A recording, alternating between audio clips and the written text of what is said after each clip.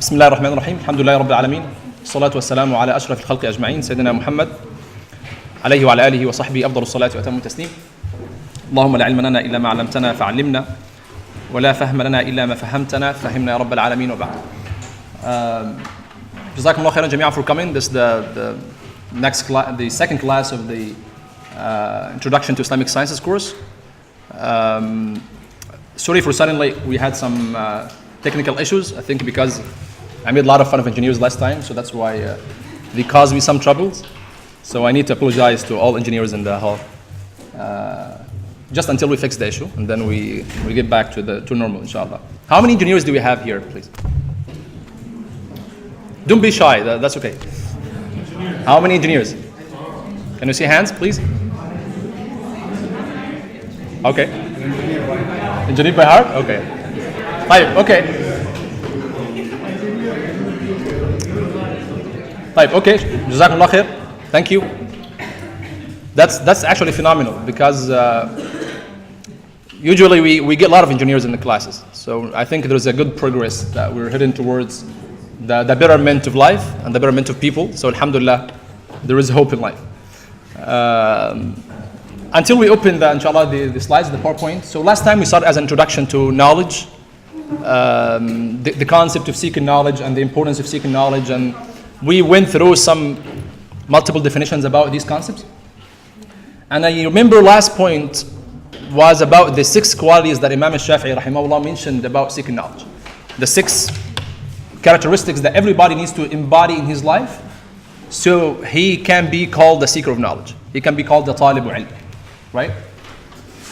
Does anyone remember one of these 6 qualities?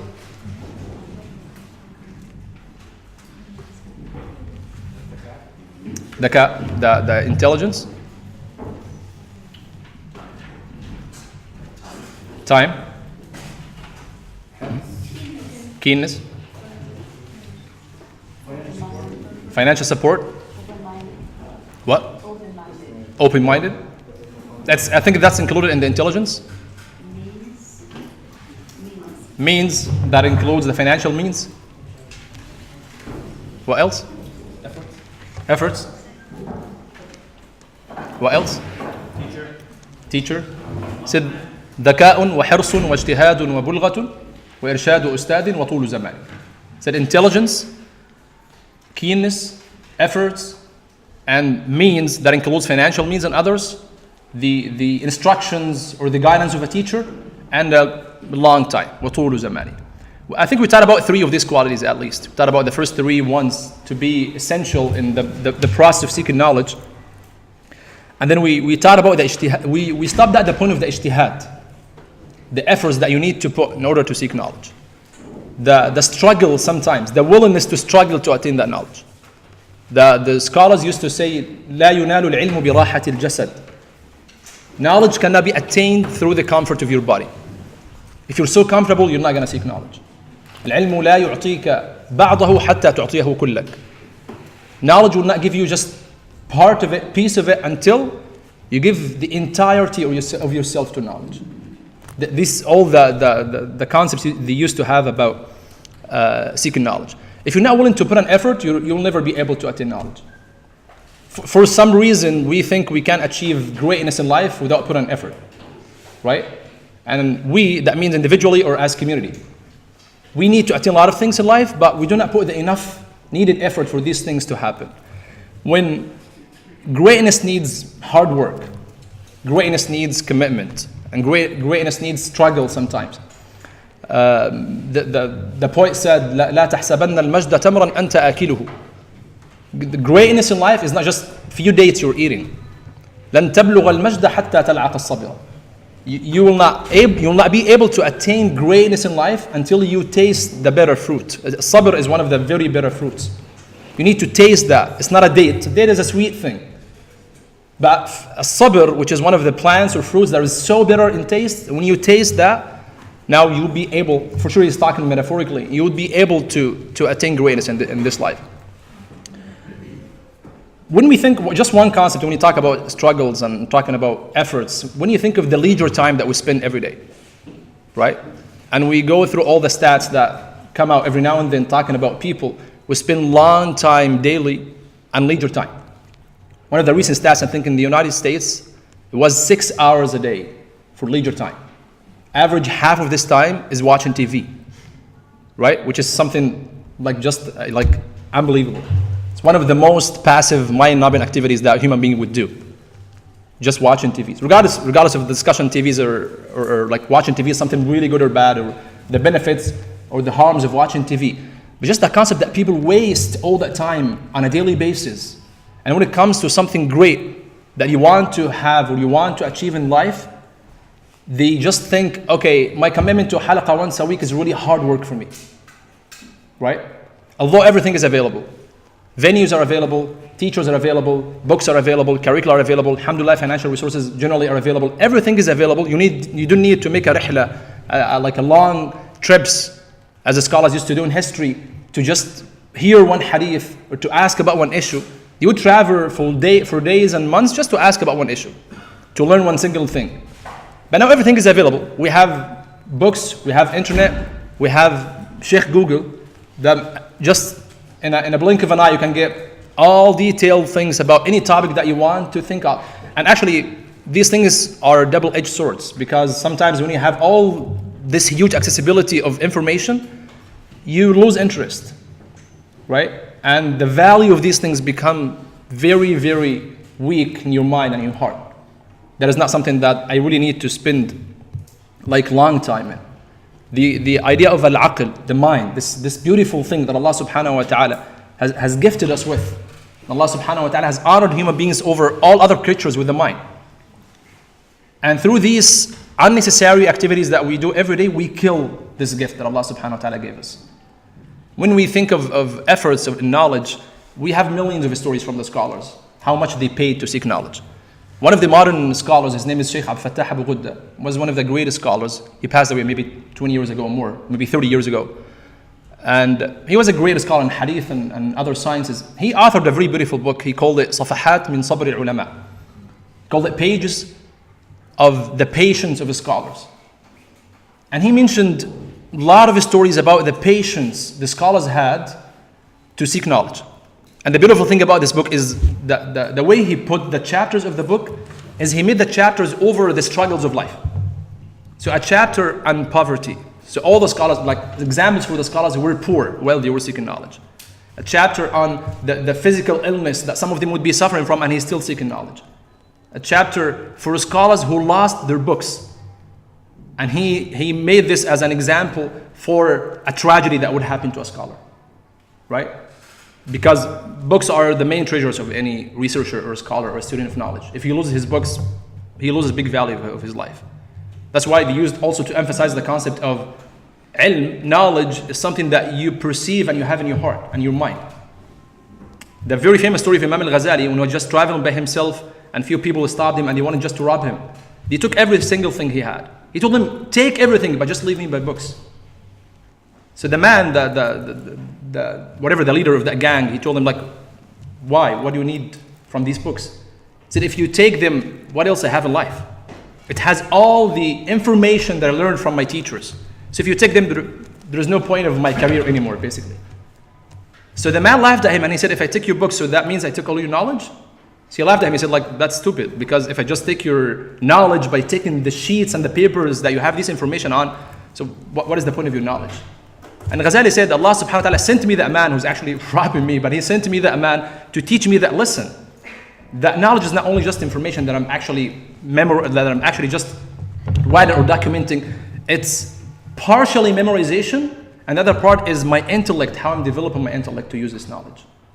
So again, all these concepts we can mention countless stories about the efforts and about the sacrifices the scholars gave in knowledge. Imam Malik rahimahullah, at a point of his life, he took the roof of his house apart and he sold it. Because he didn't have enough money to spend on his knowledge or learning expenses. He had to do that. At a point of time, he became so rich and Allah subhanahu wa ta'ala granted him a lot of wealth. But at a point, he had to do this. That's why knowledge is not only a nice thing you do. It's a sacrifice. It's a lifestyle. It's a willingness of struggle and offering something. That's why he mentioned وَبُلْغَةٌ بُلْغَةٌ مَا يُتَبَلَّغُ بِهِ, which means all the financial and the worldly means and the resources that you need. You can call it money, you can call it scholarships, you can call it whatever the financial, specifically financial means you need to seek knowledge is something that is so basic in any process of learning. And we spend money on learning. We take loans, we spend money on schools, we look for scholarships, and we exhaust our financial resources for this, we individually or as families. And it is something important. For sure, it depends on how would you pick and choose your major, your school, your department, your ilm, your science that you want to study. That's another conversation. But the concept of that you are willing to spend money on education is something good. It is not the only thing though. There are a lot of other factors that you need to think of. But the concept of the willingness of spending money, it is so important. And sometimes we think we do a lot. But if you think of the stories of those scholars and how much they paid and how much they spent on knowledge, you would really belittle the effort or the money that you paid for this. It's not only actually the past scholars or the stories from the Sahaba and the old scholars. There's a story maybe I shared a couple times before, but we have a lot of people in our modern time that they have sacrificed a lot for that sake. In Egypt, for example, in my back home country, we had Al-Azhar University, and it's very famous. We have hundreds and thousands of international students who come from all over the world to study religion. And I remember that was like a few years ago. 2 students who came from 2 African countries, one from Mali and the other one, I think Senegal, I think. They both were from very poor families. They came from very far remote villages from their countries that literally, without any exaggeration, the entire village for each one, they had to sell out all, they had to actually to fundraise and to collect all the money that they could collect to send one of their sons to go to Egypt to study religion and to come back to teach them. Every single house in the village participated in this. And they barely could fund his trip. And it's not that big fund that he would go to Egypt and come a few times because that means he's gonna stay there for years. No, all the money they collected was only to give him one ticket to go once and come back and to stay there with the bare minimum of life expenses. That means he will stay for 6 to 7 years without seeing his family, without being able financially to come back just to check on his family and go back. He would have to go only for once. The entire village participated in this because they understood and they appreciated that concept of it's worth it. It's something to our religion. We need someone who would come back and he would tell us, what is this Islam about? When you meet with these 2 students who were from very poor families and villages, they're among the most intellectual people you've ever seen in your life. Something, subhanAllah, something that people are really genius, really willing to put all the efforts that they can put in their life just to seek that knowledge and believe in their own, these noble goals to teach their communities. So when you think that you're offering a lot, you need just to double check this, because sometimes you think, mashallah, I'm doing a great work. I go to school and I'm volunteering for a couple activities and I'm attending a couple halaqas. I'm the best human being on earth. No, not necessarily. But you always think that you need to do more. You need to offer more to yourself and to people and to the communities around you. We mentioned the example of Malcolm X last night. And he realized all these concepts. He realized that what it takes to liberate his people. This is what he told them. The process of learning he went through, again, regardless of any political agenda, but the process of learning he went through was to liberate people. And he knew that knowledge is the way to liberate these people. To liberate myself first and then to liberate my community. That's why Imam Shafi'i mentioned number 5 is وَإِرْشَادُ أُسْتَاذٍ, the instructions or the guidance of a teacher. And this is so essential in seeking knowledge, to have someone to teach you. And speaking of the accessibility of information and the knowledge of, the availability of knowledge everywhere, you still need someone to give you the keys to this information. So some people might think that there is no need for a teacher anymore because everything is out there, right? Now when you are in a university class and the teacher or the professor is saying something and maybe whatever he gave any wrong information or he attributed something in the wrong way or he didn't make the right reference or he gave a whatever, just in a couple of clicks you would correct him through your Google, Sheikh Google thing, right? And for sure you are right and he's wrong because he doesn't know as much as Google knows. So that might lead to that discussion. Okay, so why are you attending in university class? What is the need then for the teacher or the professor if everything is out there? If I can get everything through internet or through books or whatever like accessible source of knowledge, so is there still a need for a teacher or not? Before, at a point of history, not all knowledge was just in في صدور الرجال, in the hearts of men, as they used to say. Not necessarily only men, so men and women, so just don't get offended. But I mean, in the hearts and minds of people. And then it became documented in the books. But the scholar said it was transformed into the written form in books, but the keys of knowledge were still in the minds and the hearts of men or women. Because you need someone to open, technically, the doors of knowledge to you. That's why the teacher is important. The Salaf used to say, إِنَّ هَذَا الدِّينَ عِلْمٌ. We taught it last time about knowledge, religion is a ilm or not. You remember that discussion. Said this religion is ilm. فَانظُرُوا عَمَّنْ تَأْخُذُونَ دِينَكُمْ. You need to look, you need to investigate. What is the source of your ilm, of your religion? Who is that person that you're learning your religion from? And that's a common question. Okay, who is the teacher, the sheikh, the scholar, the imam, the professor, whatever title is, who is the one that I would trust to take my knowledge of religion from? People usually ask this question. And communities need to know that they have full right to ask about these things. And they are so rightful to say, okay, what are your necessary credentials to be a scholar? That's one of the things they would ask about a person. What is your certificate? What is your learning institute that you are a graduate from? What is your, whatever diploma, master's, or PhD, whatever certificate or any proof of learning that person has. Necessary credentials is one of the signs that you would know a person like is qualified to talk about these things. The recognition of other scholars is a source of credibility for people to teach Islam to. Degrees, ijazas, this traditional concept of an ijaza, which is like a certificate that you get from your shaykh that you are qualified to teach, for example, this ilm. Like that ijaza in the Quran, it's about this. You get licensed basically that you are qualified to teach Quran. You are qualified to teach tajweed.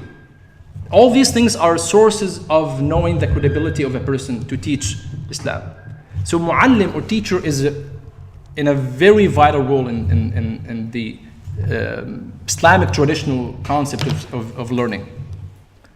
The word education in the Western context is completely different than our traditional context, by the way, right? There is no one accurate synonymous for the word education in the tradition. In our back home countries, in the Arab countries, we call it وزارة التربية والتعليم, right? The Ministry of Education and Tarbiyah. Whatever the way you want to translate the word tarbiyah. Why? Because it's not only education.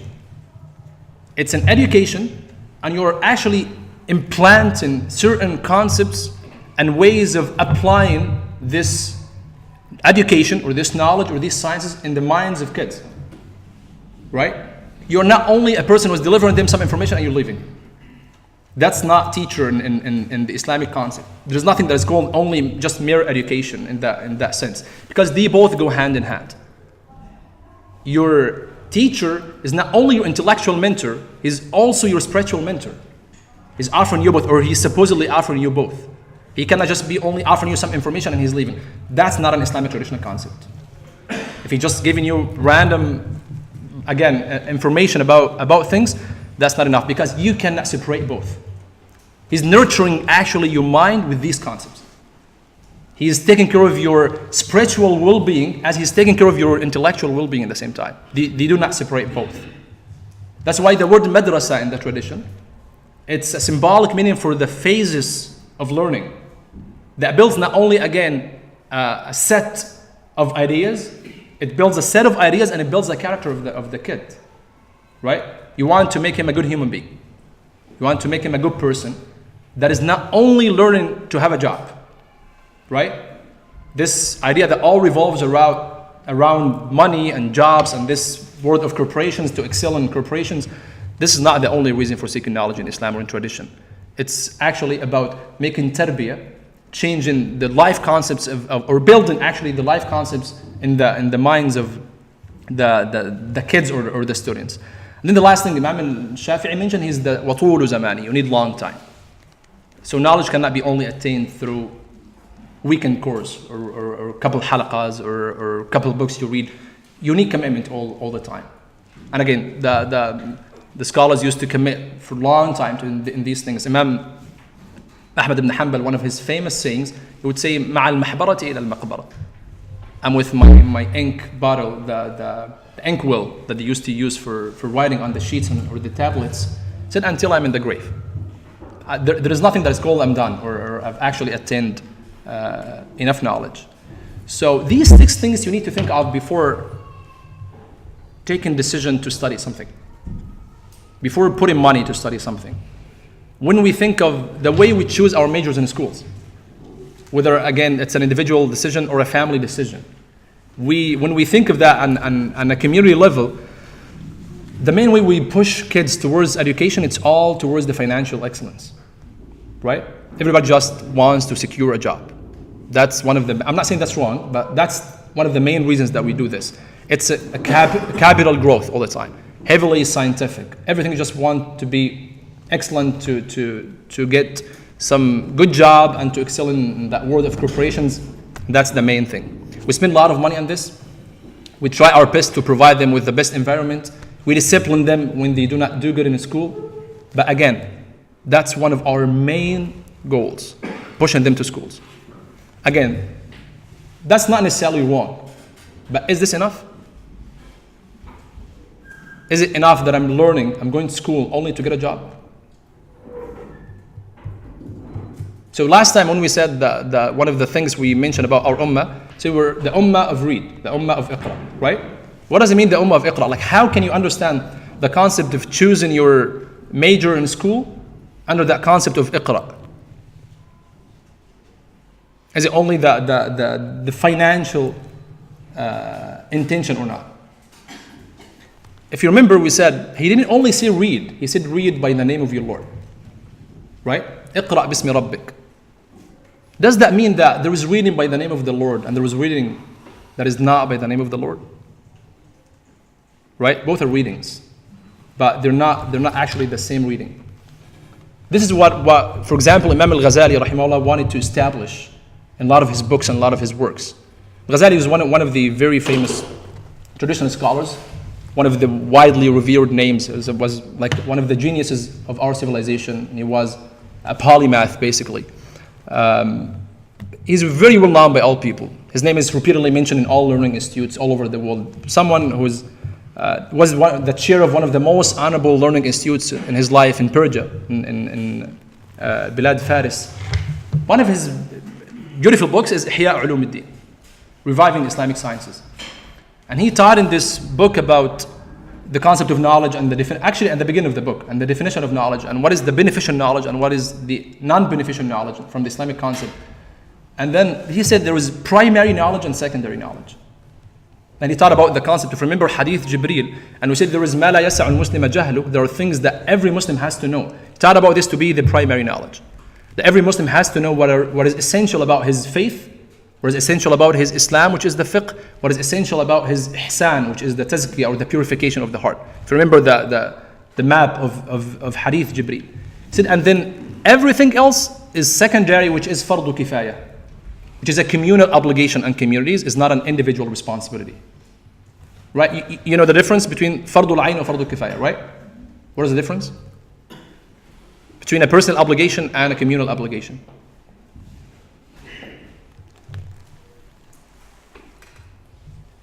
I'm sure you know, so yes.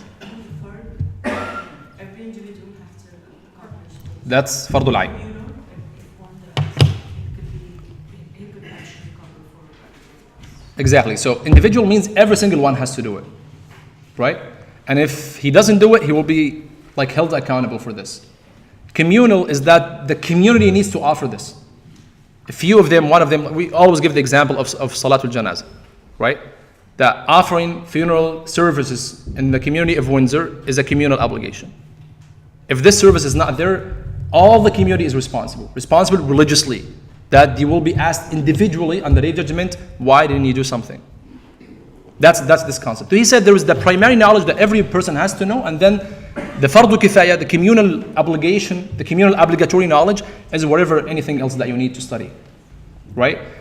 And he mentioned all examples for other sciences. He taught about everything. He taught about even not only the Shari'i sciences, if you remember the map of sciences, he taught about agriculture, he taught about politics, he taught about even sewing, the khiyata and the hiyak. He taught about everything, that all these things are important for communities and people need to know.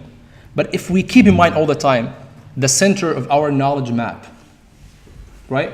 Which is, what is the center of the knowledge map that we mentioned last time? Said all branches and sciences come out from one main center, the wahi, the revelation. And again, not as the direct resource, but as the center of your thought, right? Why Islam has this concept of beneficial knowledge and non-beneficial knowledge?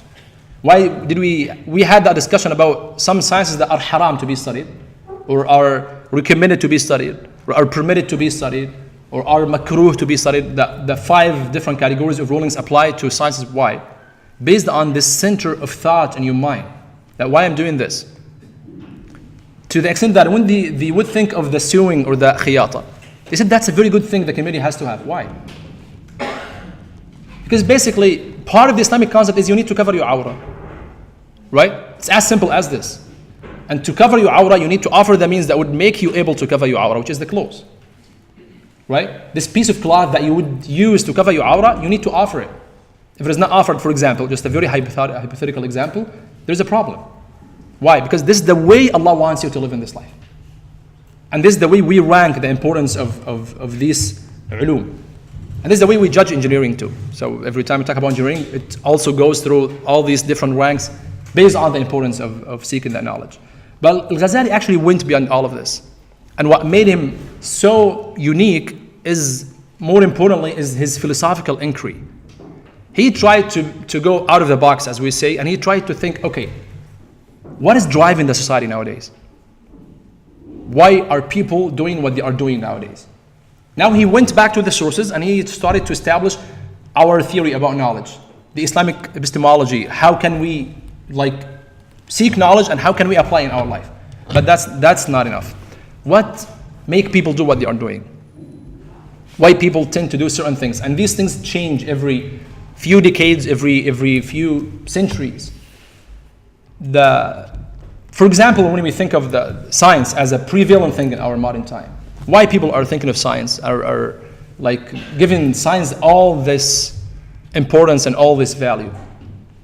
So it wasn't enough for him to understand the textual knowledge, which is Quran and Sunnah, and what Allah wants us to do. But in order for you to apply this and to be relevant, you need to understand your reality too. That's why, my humble opinion, I think Al-Ghazali is one of the most relevant traditional scholars to nowadays. Because he gives you the keys, how to understand your reality and how to apply all these traditional basic concepts of religion in your life. He didn't just go with the norm. He didn't just follow blindly whatever society is pressuring him to do. He tried to just zoom out and to look at people, why people are doing this. When you think of reality from a zoom out scope, you understand that all this reality in modern time is based and built on a group of isms or philosophies that maybe a couple of centuries ago they didn't exist, right? This idea of scienticism, that everything revolves around science, to the extent that our definition of knowledge will try to define knowledge today. Our definition of knowledge became so relevant and subjective because of science, right? Because the word ilm becomes synonymous to science, which is not true. The concept, maybe I gave that example before, the concept of individualism, why everything nowadays revolves around the individual, why everything just wants to please the individual.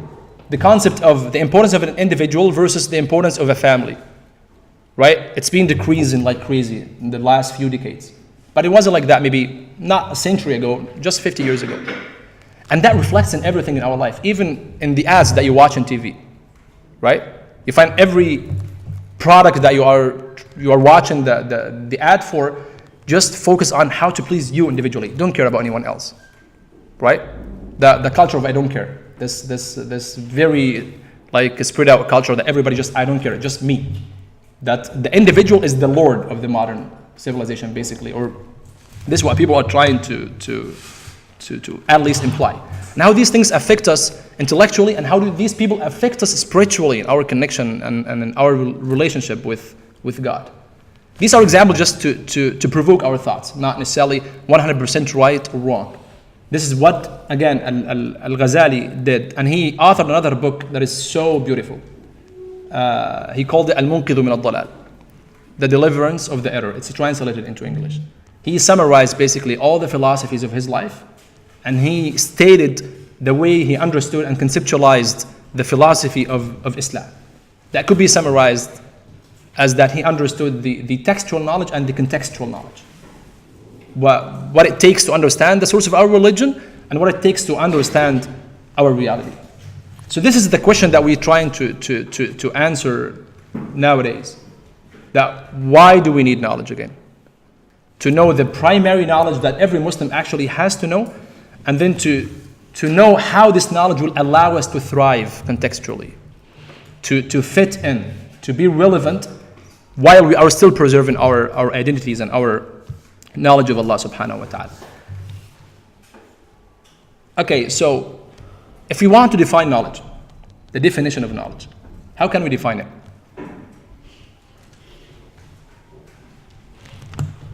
Can we get some thoughts on this? Try to give a definition for knowledge.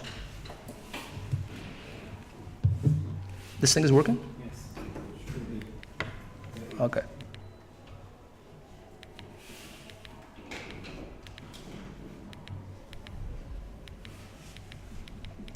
Okay, definition for knowledge.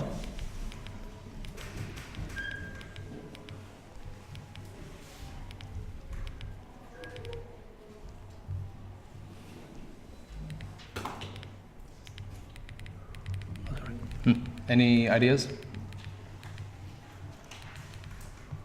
How do you define things? If you want to define something, how would you define it? Okay, what is the meaning of definition? Okay, no, we need to talk. Okay, so I know this sentence is very problematic, but okay. So what really? I'm serious. Like, what is the meaning of definition? It's a description that only describes one specific thing and nothing else.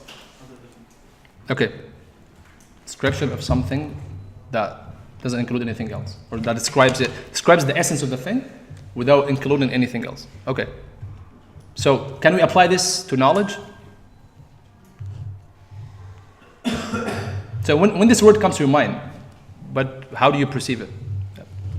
Information, skills, experience, Okay. Information, skills, experience, facts, awareness. facts, awareness. Okay. That's a dictionary definition, maybe, right? Because we have different types of definitions. One of them is the ta'rif al-lafzi, which is the word-to-word definition, and there's another type of definition that we call it the ta'rif bil-hadd, which is the essential definition, which is like a full technical definition of the thing. We have multiple ways of defining things in logic. There is the word-to-word definition, there is the essential definition, and there is the non-essential definition. And each one of the essential and non-essential is complete and incomplete. So we have 5 different categories of definitions. We need any of them just to knowledge, other than the word-to-word one. Any description of the essence of knowledge. Like information that has an inherent value. Information that has An inherent value. inherent value. Okay, good. So now you try to define it in itself, regardless of our perception of knowledge, or regardless of our acquiring of knowledge. Good. Okay. Okay, another question. Is it possible to define knowledge? Is it possible to define knowledge? Okay, I've never seen a computer in my life, and then somebody now told me that's a computer. And then I stored this in my mind that this is a computer, right? My acquisition of this word to be referring to this thing that is in front of me, this is knowledge? Right? This knowledge of this entity to be called a computer? Okay, this process that I had in my mind can be defined? When we ask something can be defined versus something that is necessarily happening without a definition. Things are necessary or theoretical. There are things that are necessary. You don't need to define. I cannot define it for you. Right? Just, is it one of the examples is knowledge? Is that when you acquire the knowledge of something, that's something necessary that happens in your intellect and you're in it, and you cannot define it?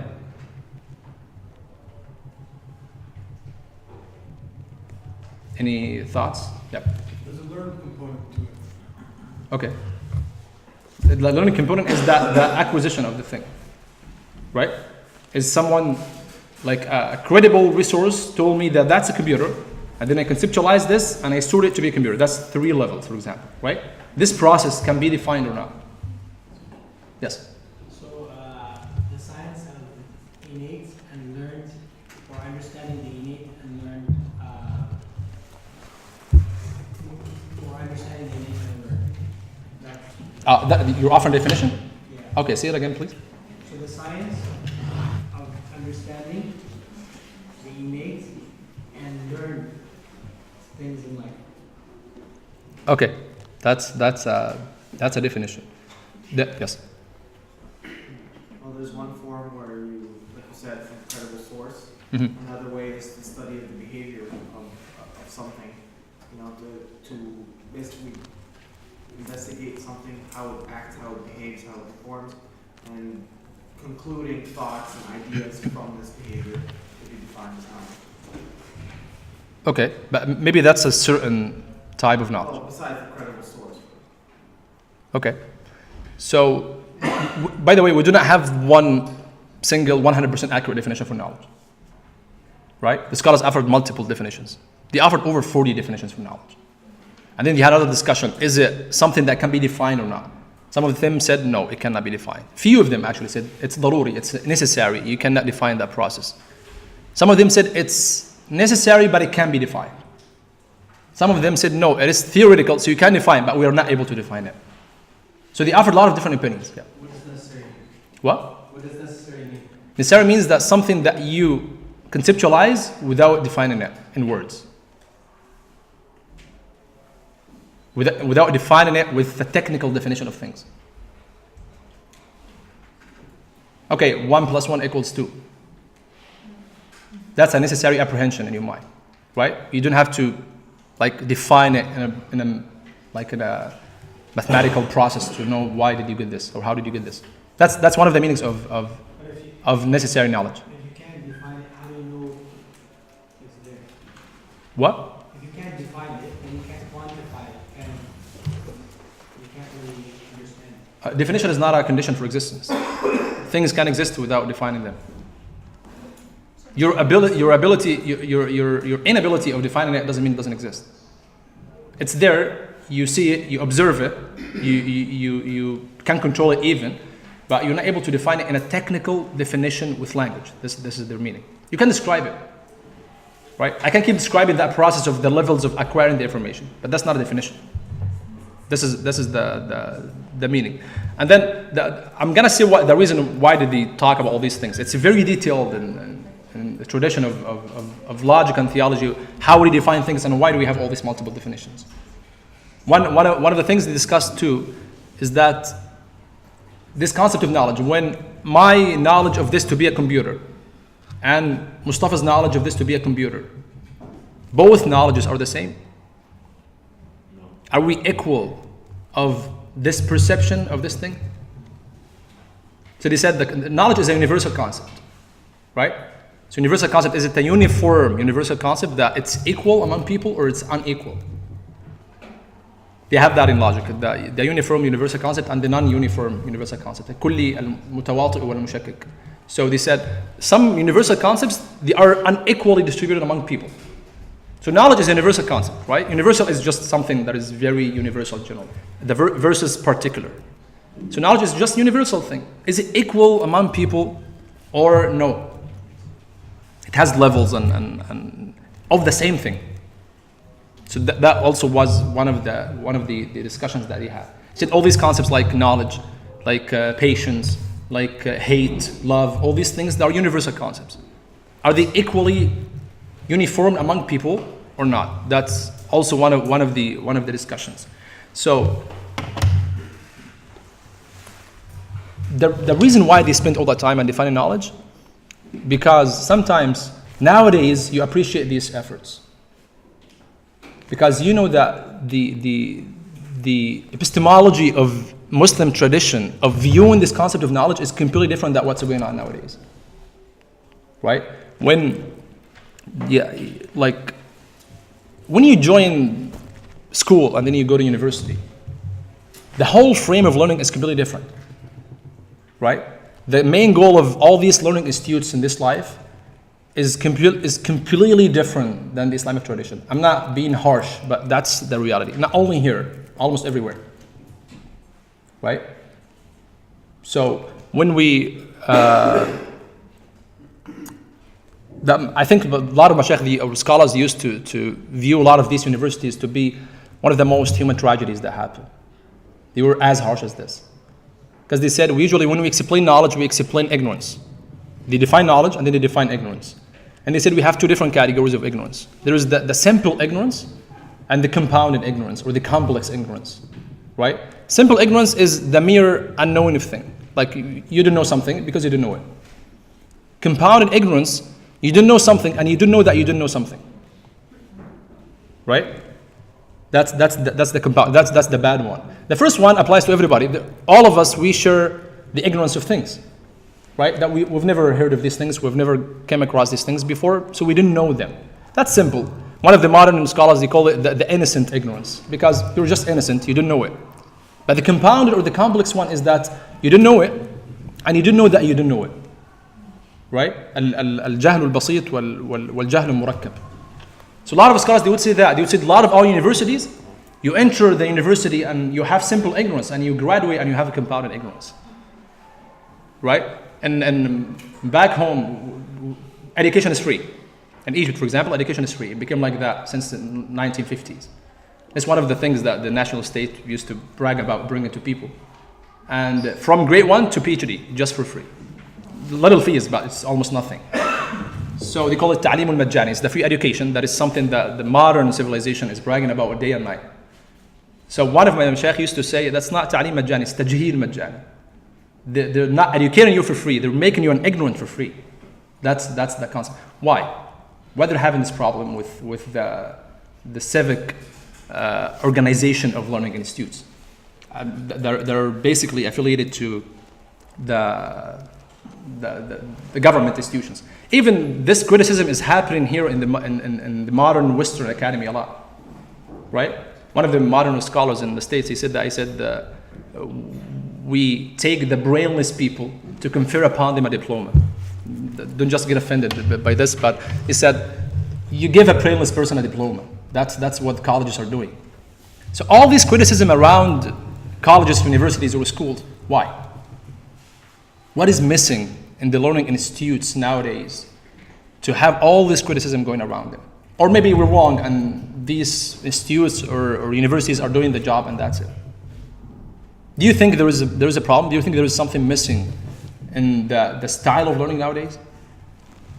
I think there is a big issue when it comes to that, because the concept of learning in institutions of school and kind of higher education is we're giving the information that more than we're understanding the information. You're understanding the concept of something. You're not understanding the concept of it. You're just memorizing the concept of it. One is to give this. For example, in medicine, this is the solution instead of understanding the cause and effect. Okay. Yeah. To add to what he's saying, like kind of anybody can go and memorize things and write them down on a test. You know, like that doesn't mean you actually internalize it. Okay. I think that's a very general statement. The reason being is that it depends on what kind of knowledge you're talking about. Mm-hmm. So if you're talking about the knowledge that, the essential knowledge that you're talking about versus the non-essential knowledge. And what I mean by essential knowledge is what the knowledge that you use to worship Allah subhanahu wa ta'ala will be that person where your knowledge directs in that direction. You don't leave that. And the other concept where that you mentioned that even if the community doesn't have such as any profession, then there's a guilty, or the entire community is guilty. So I don't. But we're talking about the style of learning, not what do we learn.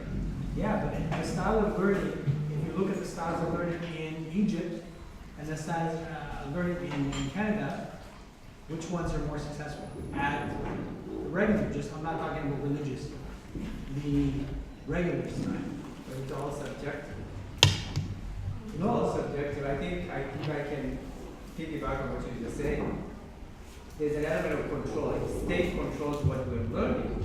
Unfortunately, I think we end up losing what true, like the definition of knowledge. If I'm seeking to learn higher knowledge, it should be up to me to decide what I want to learn, not Donald Trump telling me what to learn. So it all depends.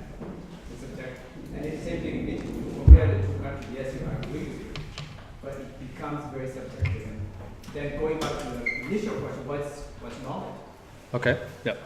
I think the thing with what all the scholars saying like this, these universities are not achieving what they're supposed to be achieving, and how we're graduating like basically people that are not actually holding knowledge like truthfully.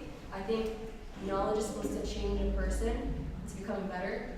And when you see a lot of like scholars, like nowadays professors, people that are of higher education, they lack like that true morals or values of a person that they should have, like in theory, if they had that much knowledge. So for example, like a knowledgeable person should be humble because they know how much knowledge they don't know.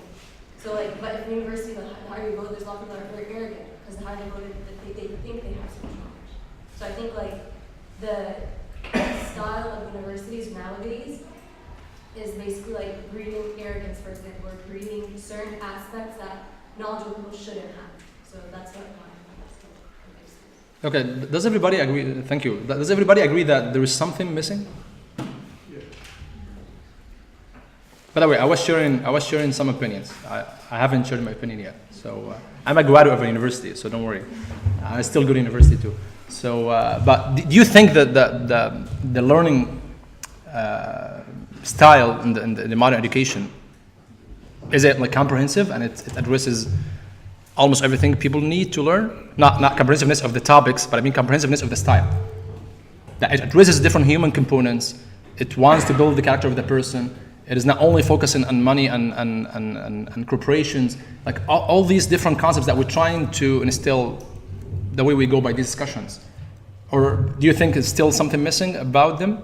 Or do you think it's something that is not purely related to the Islamic concept of seeking knowledge?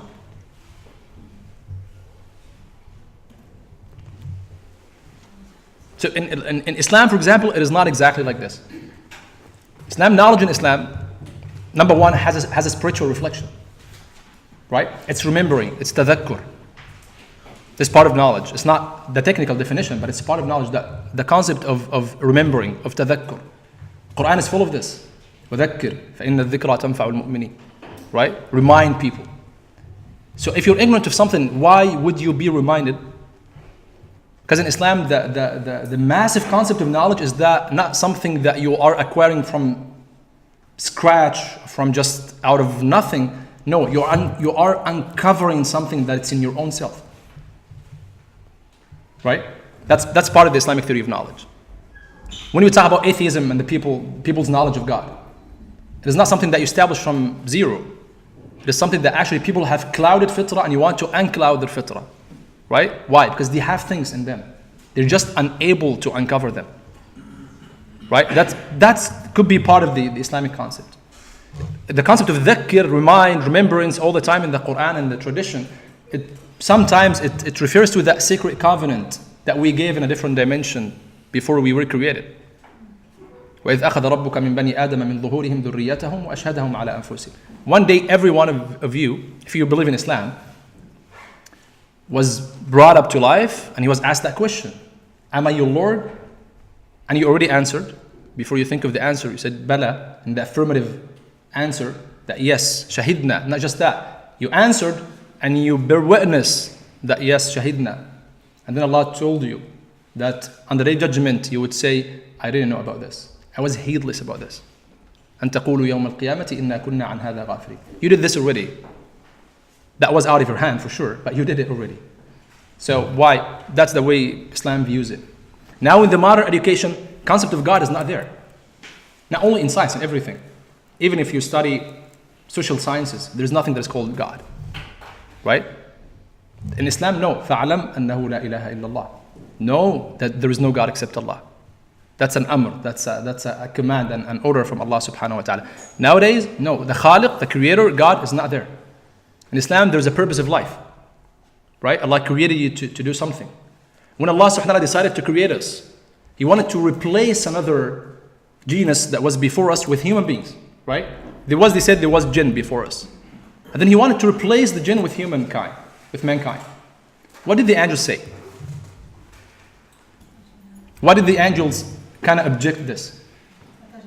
أتجعل فيها من يفسد فيها ويسفك الدماء. And it's so interesting that they mentioned these two things, right? Corruption, bloodshed.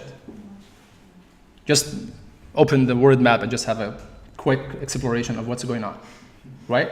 It's like this since day one. The answer is so interesting too. قال إني أعلم ما لا تعلم.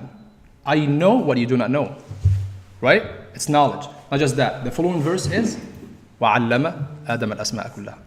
He taught Adam all the names, right? Everything is about knowledge. That's the purpose of your life. That's scene number one in the full story, right? It started like this. وعلم آدم الأسماء كلها. He taught Adam all the names. And if you want just a side thing, if you want a good homework, you do read the tafsir of this ayah. What does it mean that all the names? What did Allah subhanahu wa ta'ala teach Adam after this conversation that happened? So all these concepts, they have to be there when you think of the style of learning, regardless of the science or the ilm that you are trying to study. Because if you do not have the knowledge, you have ignorance, and it could be a simple ignorance, it could be a compounded ignorance too, and we explain the meaning of both. And by the way, the simple and compounded ignorance, it has a spiritual reflection too. Ibn Taymiyyah had a beautiful theory about this. He said the ayah in Surah Al-Nur, Allah subhanahu wa ta'ala said, وَالَّذِينَ كَفَرُوا أَعْمَالُهُمْ كَسَرَابٍ بِقِيعَةٍ يَحْسَبُهُ الظَّمْآنُ مَاءً حَتَّى إِذَا جَاءَهُ لَمْ يَجِدْهُ شَيْئًا وَوَجَدَ اللَّهَ عِنْدَهُ فَوَفَّاهُ حِسَابًا. So that's a simple ignorance. When a person just follows his fake whims and desires, he has a simple ignorance that he doesn't know what are these things. Then he said, the following ayah said, أو كظلمات في بحر لجي يغشاه موج من فوقه موج من فوقه سحاب ظلمات بعضها فوق بعض. Just layers of darkness. He said layers of darkness could be a kind of compounded ignorance. Because a person who is ignorant of something and he actually doesn't know that he is ignorant of these things that he is ignorant of. So if we get back to the definition of knowledge, it's one of the definitions that was suggested. It said knowledge is إدراك جازم مطابق للواقع ناشئ عن دليل. It's a certain realization that is identical to reality and is based on a solid proof or on a solid evidence. It's one of the suggested definitions. And it's a long process to define things. It's not just a mere suggestion. You have a lot of rules that you go through to define things. One of the rules, they say, the more you add words to the definition, the more things you're excluding from the instances of the things you are defining. Right? If you start from realization, that's a very general word. If you say certain, you exclude something. If you say identical to reality, you exclude other things.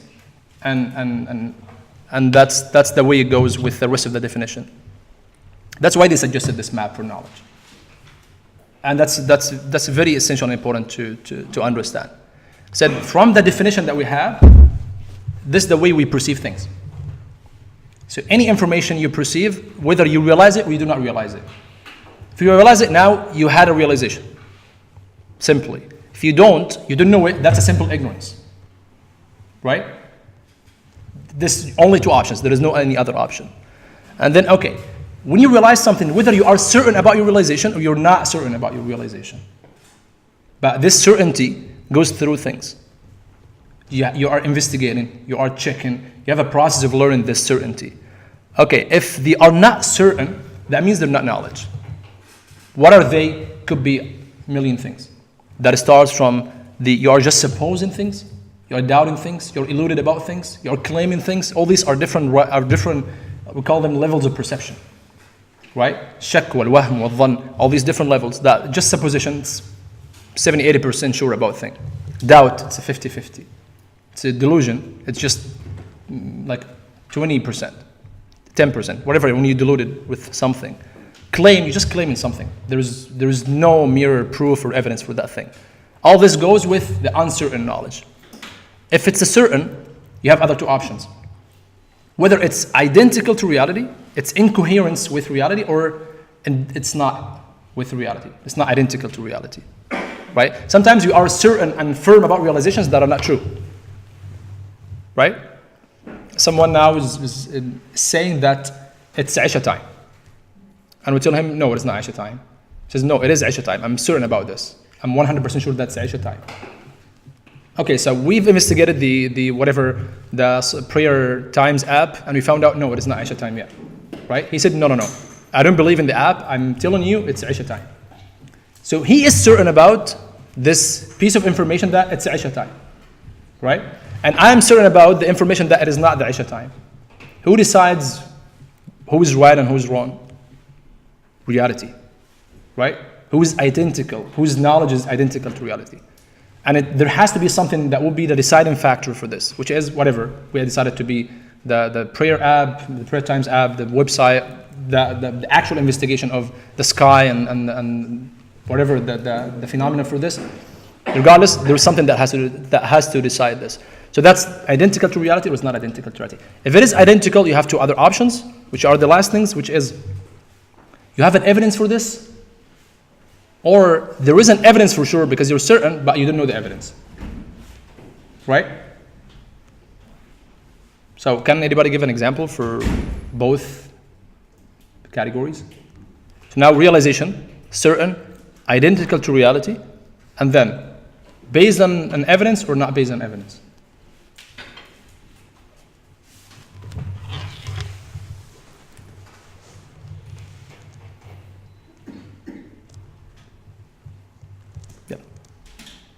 For this example, would based on evidence be like checking the app or the calendar, and then speculative is like it's a cloudy day and you're trying to guess what the time is? Mm-hmm. No, but it's not the same example. So let's say we both now, I was in a disagreement with Mustafa. Now we both are certain that it is not Isha time. But one is based on an evidence. One, I mean the knowledge of one of us is based on evidence and the other one is not. How could it happen? Can you be certain about something that has an evidence, but you don't know about it? You don't know the evidence of that thing. You're just like convinced from something? You're just convinced. So for example, okay, supposedly I'm the sheikh, right? I'm telling you now it's Maghrib time, let's go pray. Nobody opened his phone app and checked the prayer time, right? They just made taqleed, as we call it. They said, okay, Maghrib time, yeah, okay, we'll pray, right? There is an evidence that Maghrib time is on, yes, but all of you don't know it because nobody investigated. When you are visiting someone in the house, you said, we need to pray, so the qibla is this way. You just follow whatever he tells you. You don't need to check it if he's like a Muslim and he knows how to pray, right? You don't need to check that. That doesn't take away from the truthfulness of the information because there's an evidence you don't know about it. If you don't know about it, that doesn't mean the information is wrong, but that means you don't know the evidence about it. Okay? For sure, the highest level, if you yourself have the evidence, that's the higher level. That's the highest level. If you are certain, if you realize things correctly and then you are certain about them and then they are identical to reality and then you have an evidence, that's the highest level of knowledge.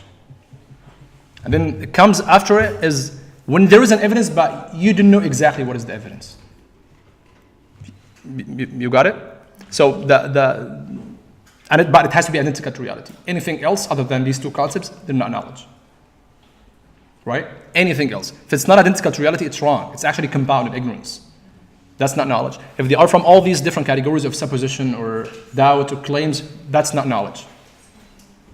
Maybe things are suppositions in the process of proving them. And they would be proven at the end of the day and would be knowledge. But in the process, they're not knowledge. Right? In the process of opening the app and checking the prayer time, that's not still knowledge. But when we find out, that's knowledge. When someone is telling me now, it's raining outside. But nobody watched this, nobody saw this, right? Until we go and investigate to see if it's raining or not, that's not knowledge. If we found out that it's raining, now it is knowledge.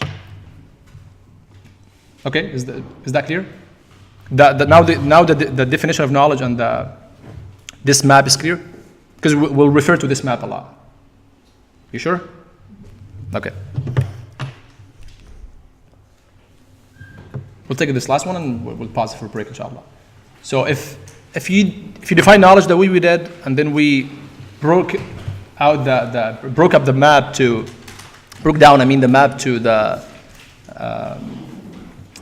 how do we divide the definition the way we did,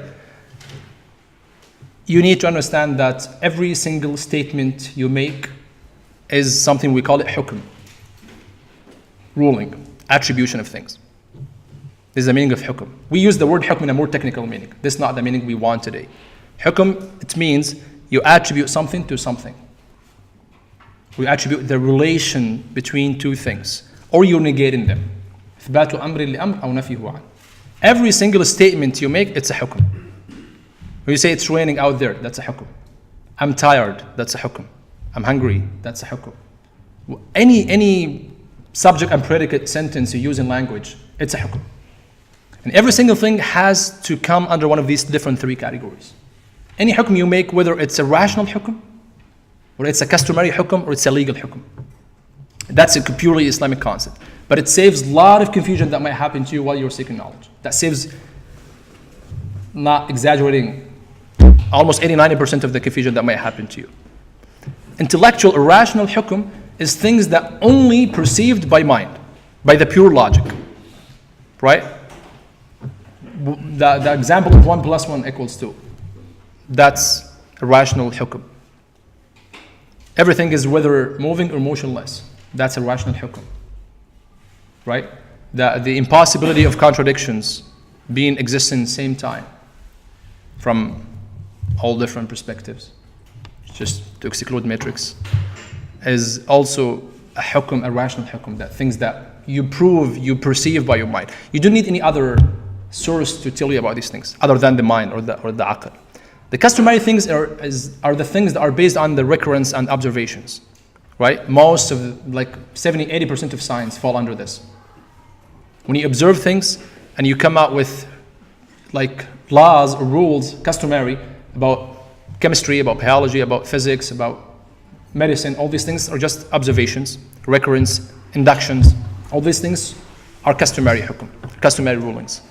The third one is the legal ones, which is based on a divine law, a divine resource. Like in the Islamic way is that prayer is obligatory, right? That's a legal hukum, right?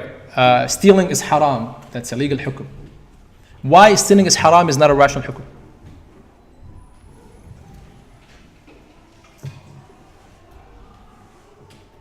Why stealing is haram? The statement, stealing is haram. Why it is not a rational hukum? Because rationally you can't prove that stealing is bad. Rationally what? Rationally you can't prove that stealing is bad because it's beneficiary to myself. So it's like people, it's like... Watch out. It's a rational discussion. If you talk to an atheist and you tell him, prove to me that stealing is bad, well, you're going to say, well, you're harming me, but I'm benefiting you. Mm-hmm. Who's doing that is benefiting. So only from a legal perspective where you can say something is bad because, you know, if you out, there's going to be a... Mm-hmm. Stealing is haram is a hukum because there's evidence or an hadith behind it. Stealing is bad or harmful to society could be irrational. Okay, stealing is bad or harmful to society is a rational hukum.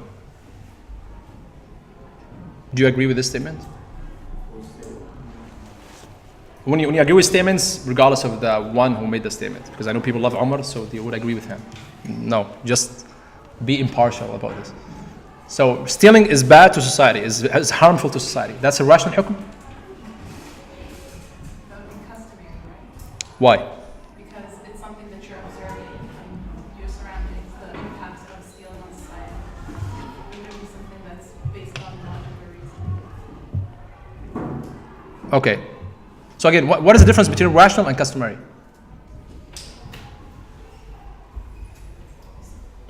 What makes a statement to be rational or customary? I just said it, by the way. These three categories are about like the like the decision maker of the statement to be legal or to be customary or to be rational, right? Like who decides this to be rational or to be customary or to be legal? You get the point? What makes it rational? What makes it customary? Yes. It could be the ruler, such as alcohol, as an example. Such as what? Alcohol. Alcohol is rationally, it doesn't make sense why people will drink and get drunk, cause a lot of accidents, a lot of harm to the society. But customary here, say in Canada, it's legal. It's not legal, but it's a perceived habit in society. That's okay. Oh, so that's a good point. So these things are subjective? Okay, no, we have to make sure that they're not subjective. Because we're gonna build everything on this.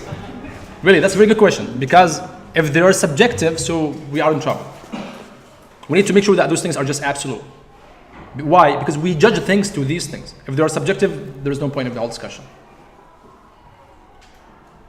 That's why we have to define things. This rational, this customary, this legal. Okay. So from an Islamic perspective, though, if it goes under legal, then it's no longer, you don't consider customary and rational. Like if you know alcohol is, say, forbidden or haram, that's from a legal perspective, shari'i. For sure. It's there.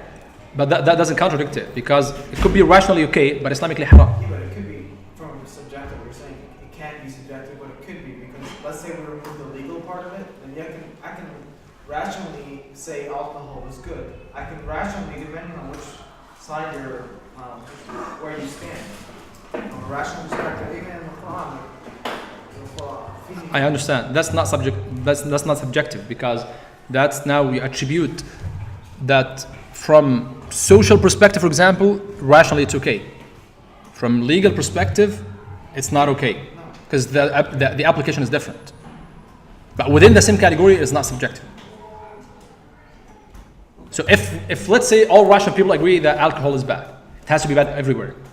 It cannot be bad in China and good in Canada. It can't. It has to be bad everywhere.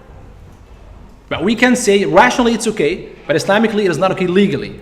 So we cannot do it. Even rationally, it comes down to, I mean, maybe if you want to bring it to biology or knowledge, yeah, maybe you can bring it from that concept. But from different cultures, different places in the world, you will find someone who will rationalize consumption of alcohol, and you find someone who will rationally say that this is not. That's what I'm saying. So it cannot be rational. If that's the case, if people can disagree about it, it cannot be rational. If people can disagree that alcohol is not bad, so it's not rational. That's what I'm saying. Because something rational, okay, so one of the reasons we are making these different categories is that the percentage of certainty of each one. Right? The rational one is 100%. Right? It cannot be subject to like try and error. It's right, it's wrong. Right? Customary, yes, it can. That's why I said most of the science falls under the customary rulings. Why? Because it can change. You can change the scientific theory. But if it's something that rationally established fact, you cannot change it. So like killing. Like what? Like killing. Killing? Okay. Rationally, everyone agrees it's wrong. No. I'm talking about killing. Alhamdulillah, it's not only me. I'm just saying that to the recording. Okay. I'm not saying from a perspective of legality, legality. Yeah, I know. General killing is rationally wrong. Why?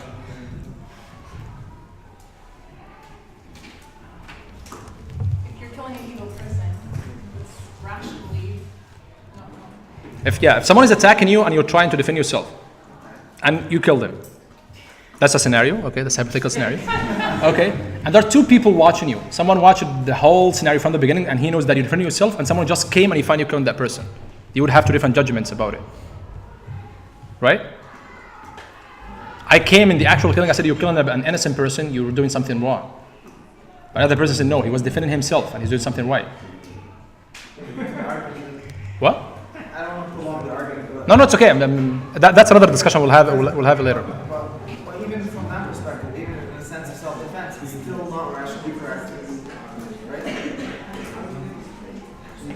Okay. So again, I'll get back to this point. So again, the rational rulings are things that cannot be changed, are established facts. If it's not an established fact, so it is not rational. That's fine. That's what I'm saying. But a customary can change. Legal, hypothetically, can change, but we cannot change it if we believe in the legal authority. Right? So you can rationalize things to be good or bad, and then you might find, just a hypothetical example, the opposite in the legal authority that you believe in. So when Islam tells you prayer is something important you have to do, you cannot rationalize it, but you still believe in its obligation, right? And you will keep doing it because it's obligatory. I don't know what is the benefit. Let's say I don't know what is the benefit of praying. I don't know what is the benefit of paying all that money to go make Hajj. But I will still do it. Why? Because it's obligatory in Islam. Why? Because I believe in the authority that said this, and my way of believing the authority was rational. You get that point? That's why, again, the statements have to be categorized. This is something rational, the pure logical mind says it, or something customary that we kept observing and we found out that the sun comes from the east, for example, as you say, or the sun is a non-verbal implicative signification for the day, for example. These things you do observation, if you sign, okay, sun is a sign for the day and moon is a sign for the night. You observed that and you found out this, right? And then the third thing is the legal authority that tells you believe in Islam, you have to pray, you cannot steal, regardless of the way you are rationalizing this. That's these three different categories. You had a question, right? Good. Okay, we'll have a break to pray Maghrib, inshallah, and then we'll come back to conclude this point, inshallah.